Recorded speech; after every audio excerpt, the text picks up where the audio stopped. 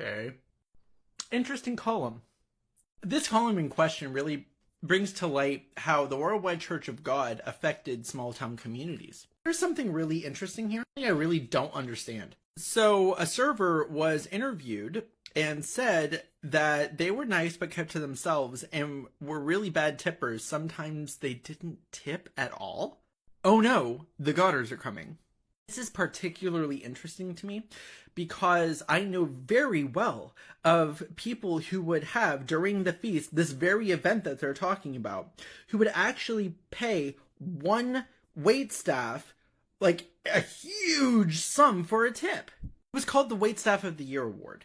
But this was in the northeast of the United States, in a different area. And this is what I wanted to bring to light.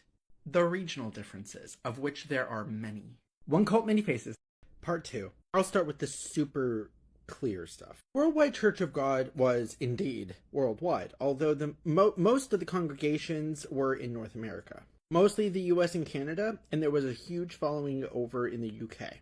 But the church was indeed worldwide. And worldwide means that there are many cultures involved. So going to church incorporated a certain dress code. Essentially, it was business, not business casual, business. For men, that meant suit and tie. Universally. Except countries that were close to the equator were able not to wear a jacket. But they still usually did. Places like in Scotland, you could expect to see a man wear a kilt. Or some other form of traditional clothing. But the suit and tie thing was pretty standard. But if your region wasn't traditional or hot, then you were expected to follow by that dress code. Part 3. So, as if it's not telltale in the name, the Worldwide Church of God was indeed worldwide, as I said, for the billionth time. Predominantly in the US. And the US is a really large country. There's a lot of inequality when it comes to things like wealth, opportunity, and social status. This very much translated into the church, with places like California, Silicon Valley, being completely different from more rural locations like in Georgia. The portion of the church that I used to attend is up in this part of the country. And then, later on, when I was in the UCG, it was down here. And we were different here than anyone was up here. And remember, every single year we had this major event called the Feast of Tabernacles. So we would gather from all corners. There was always a rush to figure out where one could afford to go for the feast. And there was a huge income gap between families. Part 4. I put this here because this is where my father and I would come after church every Saturday.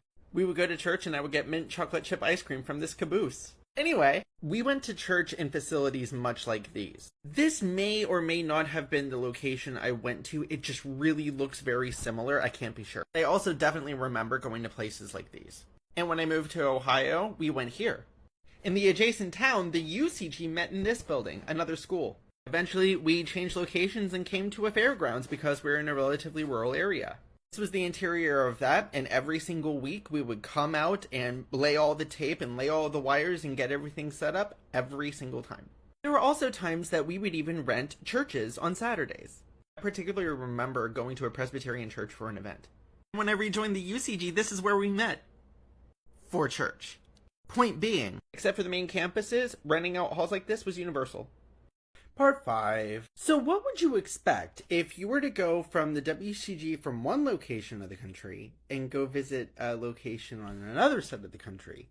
Quite a bit. This facet is particularly interesting to me.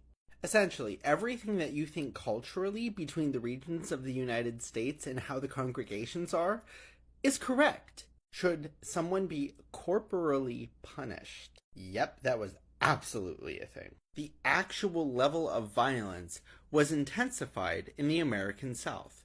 The church itself was very conservative, both socially as well as politically, even though members were encouraged not to vote. So places like Southwestern California and the US Northeast were very conservative. And the same social structure of the United States pretty much was prevalent. Like how people in cities are known for being direct. Part 6. This is the part I've been wanting to get to. The United States had two main campuses, one in California and one in Texas. So think of California and Texas as being hotspots. These were the places that were known for being the most theologically intense. Let me explain what I mean. So the region that I'm from, which is up here, even though I live down here now, we would hear stories about things that took place closer to the main campuses. The rules were more easily bent the farther away from these hotspots you were. Places that were farther away were also more able to reject new teachings. I also remember when I was at the WCG in Orlando, talking about the home campus in Cincinnati, Ohio, and talking about how much more theologically focused they were. But this was shaken up with the moving of ministers, though.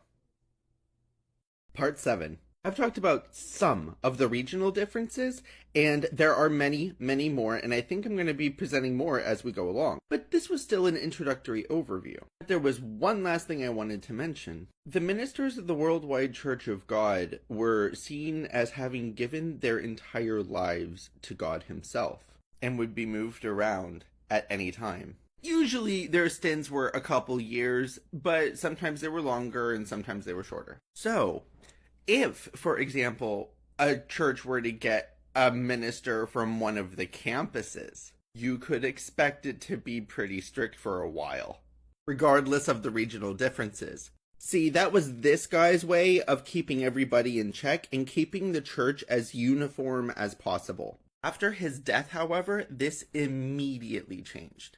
Remember, I said this area didn't listen to Pasadena as much, and the big UCG split? Ohio.